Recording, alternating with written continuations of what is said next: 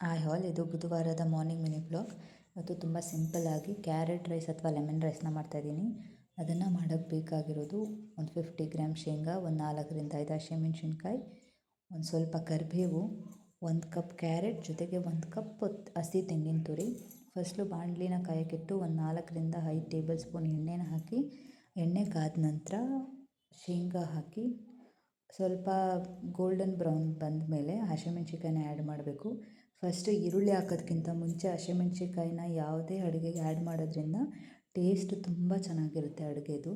ನಂತರ ಕರಿಬೇವಿನ ಸೊಪ್ಪನ್ನು ಆ್ಯಡ್ ಮಾಡಿ ಫಸ್ಟೇ ಹೆಚ್ಚಿಟ್ಟಿರೋ ಅಂಥ ಈರುಳ್ಳಿನ ಹಾಕಬೇಕು. ಈರುಳ್ಳಿ ಹಾಕಿ ಸ್ವಲ್ಪ ಗೋಲ್ಡನ್ ಬ್ರೌನ್ ಬರೋವರೆಗೂ ಫ್ರೈ ಮಾಡಿಕೊಂಡು ನಂತರ ರುಚಿಗೆ ತಕ್ಕಷ್ಟು ಉಪ್ಪನ್ನು ಆ್ಯಡ್ ಮಾಡ್ಕೋಬೇಕು.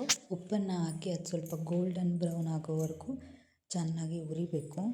ನಂತರ ಒಂದು 1/2 ಟೇಬಲ್ ಸ್ಪೂನ್ ಅರಿಶಿನ ಸೇರಿಸ್ಬೇಕು.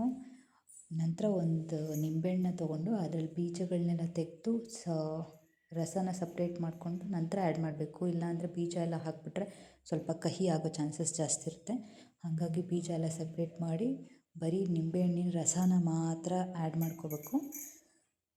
ಆ್ಯಡ್ ಮಾಡ್ಕೊಂಡು ನಂತರ ಮತ್ತೆ ಒಂದು ಜಾಸ್ತಿ ಫ್ಲೇಮಲ್ಲಿ ಇಡಬಾರ್ದು, ಮೀಡಿಯಮ್ ಫ್ಲೇಮಲ್ಲಿ ಇಟ್ಕೊಂಡೆ ಫ್ರೈ ಮಾಡ್ಕೋಬೇಕು. ಮೀಡಿಯಮ್ ಫ್ಲೇಮಲ್ಲಿ ಇಟ್ಕೊಂಡು ಆ್ಯಡ್ ಮಾಡಿಕೊಂಡು ನಂತರ ಲಾಸ್ಟಲ್ಲಿ ಕ್ಯಾರೆಟ್ ಮತ್ತು ಹಸಿ ಕಾಯಿ ತುರಿನ ಆ್ಯಡ್ ಮಾಡಿದ್ರೆ ತುಂಬ ರುಚಿಯಾದ ಬಿಸಿ ಬಿಸಿಯಾದ ಲೆಮನ್ ರೈಸ್ ಅಥವಾ ಕ್ಯಾರೆಟ್ ರೈಸ್ ರೆಡಿಯಾಗಿ ಹೋಗ್ಬಿಡುತ್ತೆ.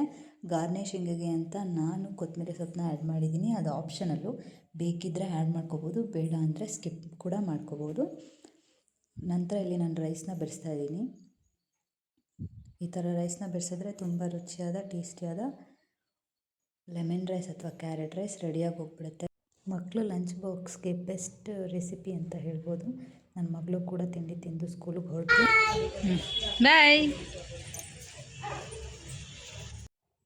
ಈ ವಿಡಿಯೋ ನಿಮ್ಗೆ ಇಷ್ಟ ಆಗಿದರೆ ಪ್ಲೀಸ್ ಒಂದು ಲೈಕ್ ಮಾಡಿ, ಸಬ್ಸ್ಕ್ರೈಬ್ ಆಗಿ. Thank you.